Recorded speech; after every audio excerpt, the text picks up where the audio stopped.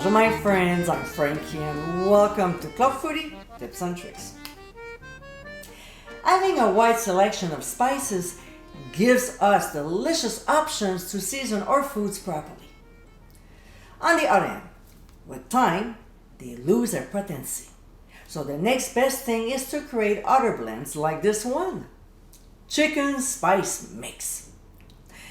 It takes only 5 minutes to make and you've got yourself another great condiment. So let's get cooking. In a bowl, we'll add smoked paprika, onion powder, as well as garlic powder, then dried basil leaves, some ground thyme, dried rosemary that we chopped, followed by ground sage, ground sea salt, freshly ground black pepper, and a little bit of cayenne pepper. We'll whisk until the ingredients are combined and store the blend in an airtight container in a dark, cool place. As you saw in this video, I'm sure you have all the spices you need to make this fabulous blend.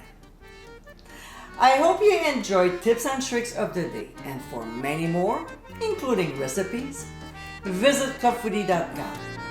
Until next time, my friends, bon appétit!